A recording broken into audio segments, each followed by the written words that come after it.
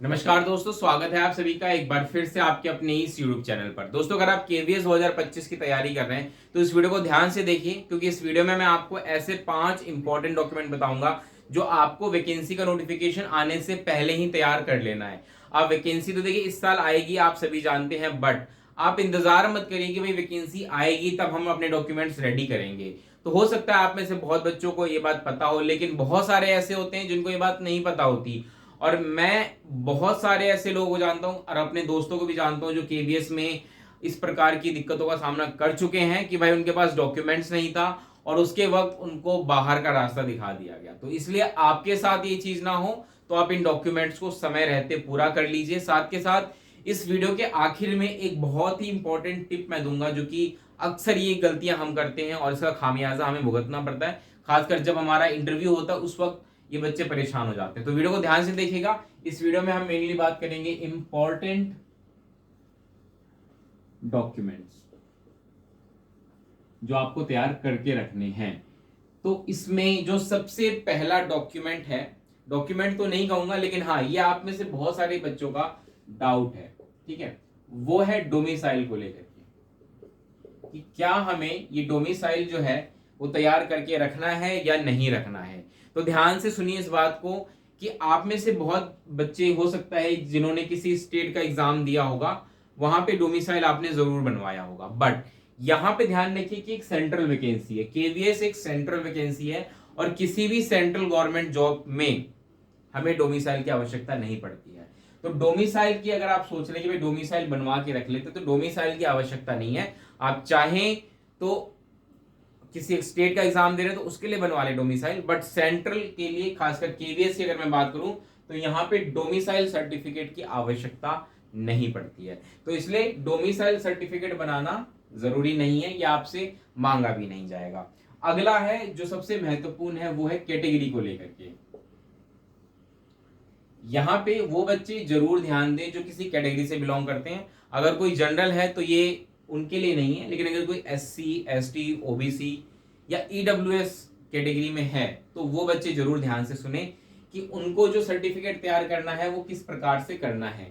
सबसे पहले OBC, OBC में भी एनसीएल सर्टिफिकेट होता है जिसको हम बोलते हैं नॉन क्रीमी लेयर, जो कि एक लिमिट होती है इनकम की, उससे कम इनकम वालों के लिए बनता है ओबीसी एनसीएल। तो ये आपको बनवा के रखना है और इसकी वैलिडिटी क्योंकि फाइनेंशियल ईयर के हिसाब से होती है तो रिसेंट का आपके पास होना चाहिए।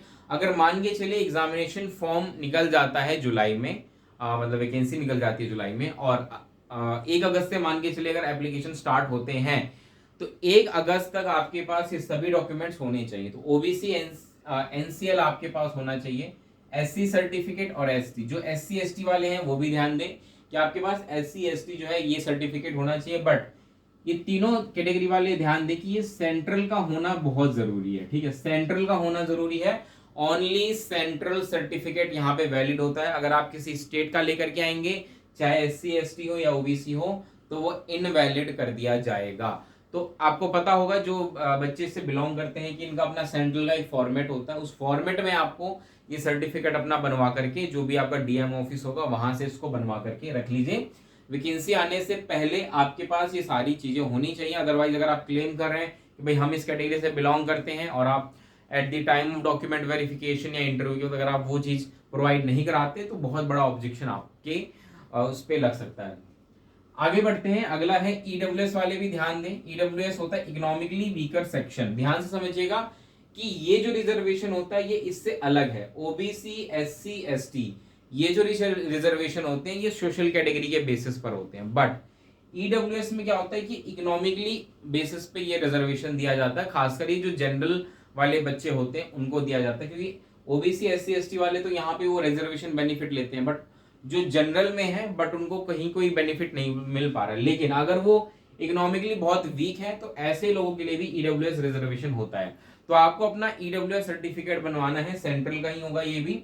और ध्यान रहे इसमें इसकी वैलिडिटी क्योंकि 1 साल की होती है, फाइनेंशियल ईयर की होती है, तो ये भी आपका जो रिसेंट वाला होना चाहिए, है ना। फॉर एग्जाम्पल मान के चलिए अगर आप आज की डेट में अप्लाई कर रहे हैं, ठीक है, मान के चलिए अगर आप 15 अगस्त की डेट में आप अप्लाई करते हैं एनसीएल के लिए, तो अप्लाई करना एक अलग होता है और जो इशू कर दिया जाता है कि भाई बन के आ गया और इस डेट से इशू कर दिया, उस डेट से अगला फाइनेंशियल ईयर जो एंड होगा, जैसे 31 मार्च को एंड होता है, तब तक वो वैलिड होगा। तो ये फाइनेंशियल ईयर के लिए होता है, तो इस चीज का ध्यान रखेंगे वैलिडिटी का। अगर मान के चलिए अभी वैकेंसी आती है और फिर अगले साल मान के चलिए मई जून में डॉक्यूमेंट वेरिफिकेशन होता है, तो उस वक्त आपके पास नया वाला भी रिन्यू वाला ईडब्ल्यूएस सर्टिफिकेट भी होना चाहिए।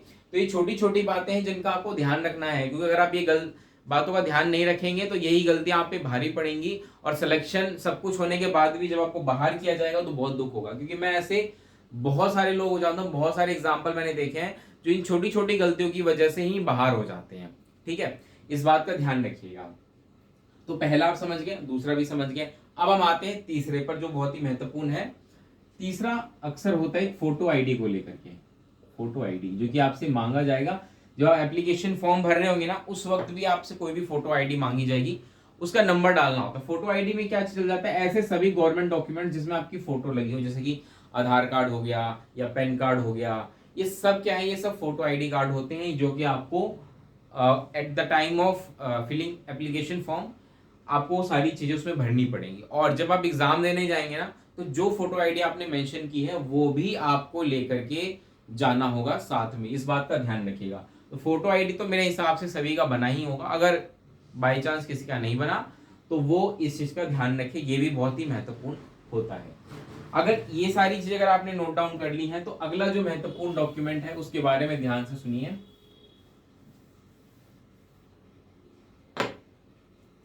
वो है अगला आपकी क्वालिफिकेशन को लेकर के। आप सोचेंगे क्वालिफिकेशन को लेकर के इसमें क्या दिक्कत है, क्वालिफिकेशन के हिसाब से तो आपको पता ही होगा। इसमें जो सबसे बड़ा दिक्कत होता है वो होता है ऐसे बच्चों का जो अभी अपीयरिंग में है। फॉर एग्जांपल मान के चलिए अगर कोई जिसने मतलब अभी कोई टीचर ट्रेनिंग कोर्स कर रहा है और वो अभी फाइनल ईयर अपीयरिंग में है, मतलब सीटेट क्लियर हो गया है, मतलब अपीयरिंग में है अभी, और ऐसे बच्चे जब फॉर्म भर रहे होते हैं तो सोचते हैं कि भाई रिजल्ट आया नहीं है भर दो, नहीं ऐसा नहीं होना चाहिए।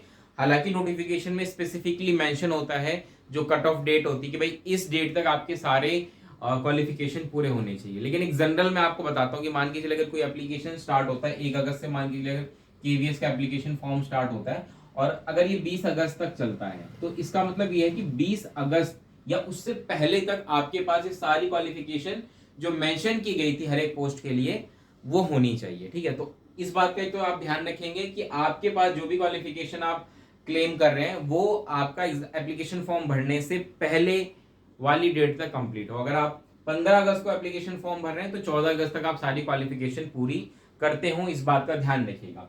एक एक करके देखिए, पीआरटी की बात करूं या टीजीटी की बात करें हम या फिर पीजीटी की बात करें, इन सभी में कुछ इसेंशियल क्वालिफिकेशन होते हैं। ठीक है, इसेंशियल क्वालिफिकेशन होते हैं, और इसेंशियल क्वालिफिकेशन के जो भी डॉक्यूमेंट्स हैं, जो भी आपकी इसेंशियल क्वालिफिकेशन कही गई है, वो डॉक्यूमेंट्स तो आपके पास 100% होने चाहिए ओरिजिनल। ठीक है, जैसे कि अगर बात करें पीआरटी की, तो इसमें जो +2 होता है जिसको हम बोलते हैं सीनियर सेकेंडरी, ठीक है, ये आपके पास होना चाहिए, प्लस जो आपका जेबीटी या जो ईटीई हम कह सकते हैं जिसको, या डीएलएड कह लीजिए, वो आपके पास होना चाहिए।